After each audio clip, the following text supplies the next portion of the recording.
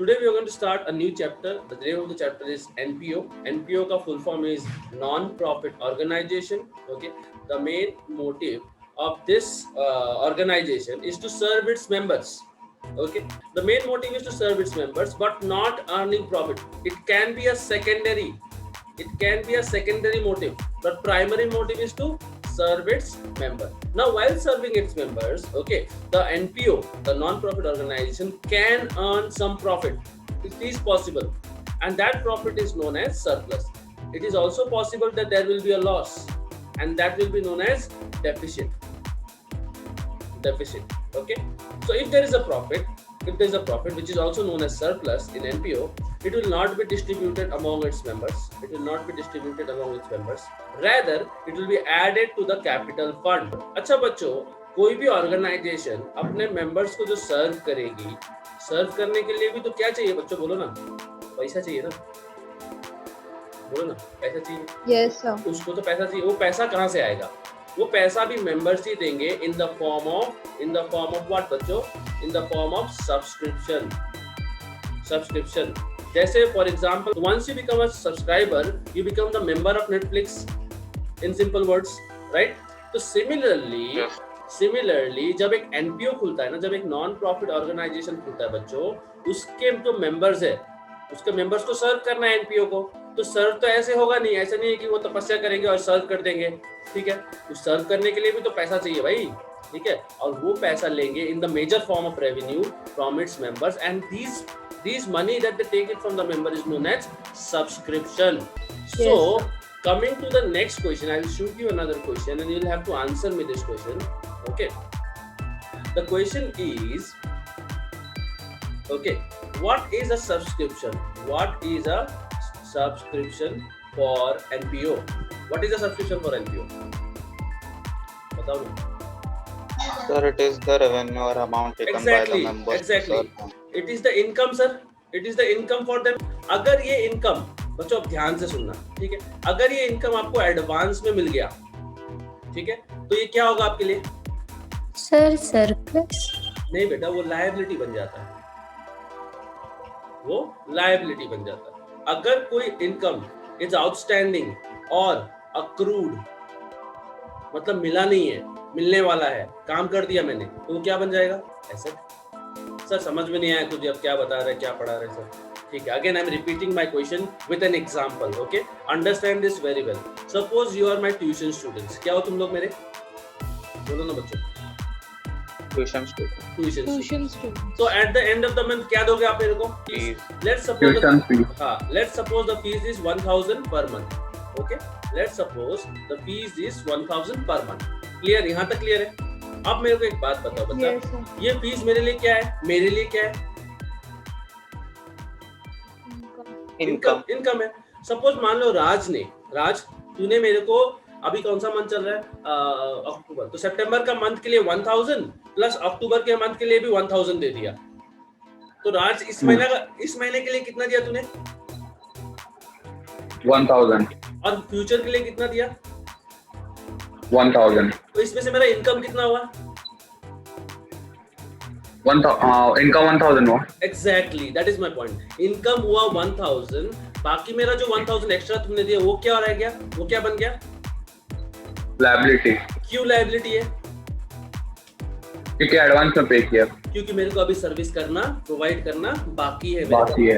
Understood. तो similarly अगर एक एनपीओ इनकम पहले ही रिसीव कर लेती है, एडवांस इनकम रिसीव कर लेती है, तो वो एनपीओ के लिए क्या बन जाएगा बच्चों? बोलो ना. लायबिलिटी.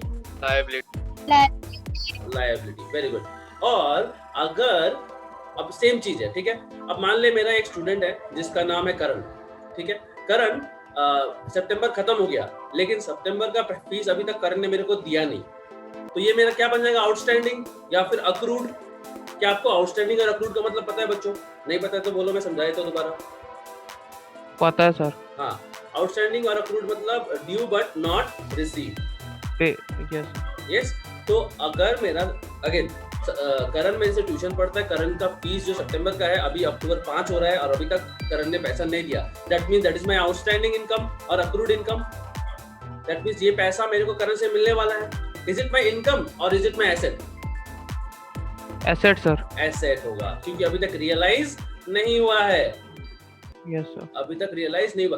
तो सर अब एक ये तो आप पूरा कहानी की तरह समझा दिए, अब ना एक बार थोड़ा फॉर्मली समझा दीजिए कि सर कैसे कैसे क्या करना है, क्या है नहीं है चैप्टर में। बच्चों नोट्स बना रहे हो ना साइमल्टेनियसली? मिटा दिया मैंने। So, सबसे पहले एनपीओ का मतलब समझ में आ गया आप लोगों को? एनपीओ का मीनिंग समझ में आ गया? मीनिंग के साथ कैन यू टेल मी 3 और 4 फीचर्स ऑफ एनपीओ? सर उसका पहला फीचर है अपने मेंबर्स को serve. Exactly, to serve its members. Okay, member को सर्व करना। सेकंड फीचर बच्चों देख के बताओ, बुक में कोई प्रॉब्लम नहीं है मेरे को, प्रॉफिट मोटिव नहीं होता, रेदर सर्विस प्रोवाइड करना होता है। ठीक है, अगर इसमें प्रॉफिट नहीं है, इसमें सर्विंग इट्स मेंबर्स है, तो क्या होगा? इसका जो गवर्निंग बॉडी है will be from the members itself. और इसमें एक चीज, इसमें हम लोग ने कैपिटल नहीं पढ़ा, हम लोग ने पढ़ा कैपिटल फंड होता है। कैपिटल फंड होता है जो इनिशियल मेंबर से पैसा मिलता है, इनिशियल मेंबर से पैसा मिलता है, और उसके बाद ना बच्चों जितना भी सरप्लस होता है ना, वो क्या करेंगे? कैपिटल फंड में हम लोग ऐड कर देते हैं। ये इसका फीचर होता है। 4 फीचर याद कर लेना, is more than enough. So you can see the difference here. Okay, the NPO का प्राइमरी ऑब्जेक्टिव क्या होता है बच्चों? To serve its members. और इसका प्राइमरी ऑब्जेक्टिव क्या होता है? To earn profit sir. ठीक है, फंड्स कहाँ से आता है सर? कैपिटल फंड से आता है, और कैपिटल फंड में सरप्लस ऐड होते रहता है ड्यूरिंग द ईयर। और इसमें पैसा कहाँ से आता है? इसमें पैसा प्रोप्राइटर डालते हैं या फिर पार्टनर डालते हैं सर। और जो प्रॉफिट आता है वो कैपिटल फंड में नहीं जाता है, वो ओनर पैसा लेके छुट्टी मनाने चले जाते हैं। जो प्रॉफिट सीकिंग ऑर्गेनाइजेशन है वो बनाते हैं trading account, profit and loss account and balance sheet. ठीक है, ये याद रखना और लिखना जरूरी है। और जो एनपीओ है उनका financial statements include receipts and payment account, income and expenditure account and balance sheet. तो देखो एक चीज कॉमन है in both the cases, that is balance sheet. ठीक है, और एक चीज कॉमन है, that is profit and loss, क्योंकि income and expenditure is nothing जहां से आपको सरप्लस या फिर डेफिसिट मिलेगा। प्रॉफिट और लॉस में क्या मिलता है? प्रॉफिट और लॉस। तो प्रॉफिट को ही तो हम लोग सरप्लस बोलते हैं, डेफिसिट को ही तो लॉस बोलते हैं, राइट? बस नाम का फर्क है। और रिसीट्स एंड पेमेंट है ना, इसको ट्रेडिंग अकाउंट मत समझना, ये है कैश बुक जैसा, जिसमें कैश बुक में बनता था all the cash increasing will be in the debit side, all the cash decreasing will be on the credit side, and cash account will never have a credit balance, it will always have a debit balance. So receipts and payment is just like a cash book, income expenditure is similar to profit and loss, and balance sheet is as it is same, बस इसमें capital fund आ जाएगा। ठीक है ना? उसके बाद sir इसमें हम लोगों को सरप्लस और डेफिसिट मिलता है, इसमें हमको मिलता है नेट प्रॉफिट और नेट लॉस। बच्चों क्या बनाना है एनपीओ में हम लोगों को? अब क्या आपको क्लियर हो गया एनपीओ में क्या करना है? एनपीओ में हम लोग बनाना है सर फाइनेंशियल स्टेटमेंट्स। और एनपीओ का फाइनेंशियल स्टेटमेंट्स में क्या क्या इंक्लूड है? सबसे पहले sir receipt and payment account. Receipts and payment account. बच्चों ये किसके जैसा होता है? कैश नहीं, यही तो प्रॉब्लम है। कैश बुक जैसा होता है, या फिर इसको कैश अकाउंट भी बोल सकते हैं। ठीक है, ओके। उसके बाद क्या बनेगा बच्चों? Sir income and expenditure account. Income and expenditure account. बच्चों ये कैसा होता है? ये सिमिलर टू क्या है? पीएल जैसा ही है, लेकिन पीएल नहीं है, क्योंकि इसमें हम लोग को क्या मिलता है? इसमें हम लोग को मिलता है, बोलो ना, सरप्लस और डेफिसिट। सरप्लस को अगर सीधी भाषा में समझेंगे तो क्या है सरप्लस? बोलो। प्रॉफिट। और डेफिसिट क्या है? लॉस। ठीक है, और लास्ट में क्या बनेगा बच्चों? Balance sheet. बैलेंस शीट बनेगा। ठीक है ना? तो ये 3 चीज बनेगा। And we will start with receipts and payment account today. What is a receipts and payment account? It is a summary of all the cash and bank transactions जो मैंने बताया था। ठीक है, basically receipts and payment account is prepared at the end of the year. If you want, you don't have to copy the whole thing, you can just write whatever I'm underlining.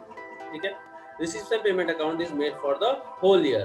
Okay, for example if the club receives subscription वो आएगा debit side में, और अगर club कुछ payment कर रहा है या फिर एनपीओ कुछ पेमेंट कर रहा है तो वो अपना आएगा क्रेडिट साइड। इसका क्या होता है? It begins with the opening cash balance और बैंक बैलेंस जो भी है इन द डेबिट साइड, और सब कुछ खत्म होने के बाद all receives are recorded the debit side, all the payment are recorded in the credit side. उसके बाद जो बैलेंसिंग फिगर है वो बैलेंसिंग फिगर आ जाएगा अपना क्रेडिट साइड में। बच्चों जो ओपनिंग बैलेंस, ध्यान से सुनना, जो opening balance of receives and payment account है, ठीक है, वो कहाँ जाएगा, और जो closing balance of received and payment है वो कहाँ जाएगा, ये बताओ मेरे को। देखो 1 मार्क्स का क्वेश्चन ऐसे ही आता है। बैलेंस शीट में। एग्जैक्टली सर, बैलेंस शीट में जाएगा, ओपनिंग बैलेंस शीट में ये जाएगा ओपनिंग बैलेंस, और बैलेंस शीट में जाएगा दैट इज क्लोजिंग बैलेंस में जाएगा तो closing balance of received and closing payment. Balance. अभी मैं एक ना रैंडम फॉर्मेट देता हूँ, ठीक है, आप इसका स्क्रीनशॉट ले सकते हो क्योंकि लिखने में बहुत टाइम लग जाएगा बच्चों। Can see on the screen now बच्चों? Yes, sir. Let Yes, let me explain to you Yes, this. Let me explain. It's very important for you to understand. Please don't write anything. अभी कुछ भी मत करो, screenshot कुछ मत लो। अभी समझना बहुत जरूरी है, ठीक है। एक चीज मैं समझाऊंगा। तो देखो, अगर स्टार्ट करेंगे तो यहाँ पर ओपनिंग बैलेंस स्टार्ट हो रहा है, कैश मेरे पास इतना पड़ा हुआ है, और ये मेरा जो है ये मेरा क्लोजिंग बैलेंस ऑफ कैश है। तो जैसे अभी थोड़ी देर पहले मैंने बताया था, ये कहाँ जाएगा, ये जाएगा ओपनिंग बैलेंस शीट में, और ये जाएगा क्लोजिंग बैलेंस शीट में, ठीक है। एक कॉन्सेप्ट था जो आप क्लास 11 में शायद पढ़े होंगे बच्चों, उसका कॉन्सेप्ट था एक्सपेंडिचर जो होता है वो होता है या तो रेवेन्यू या तो कैपिटल इन नेचर।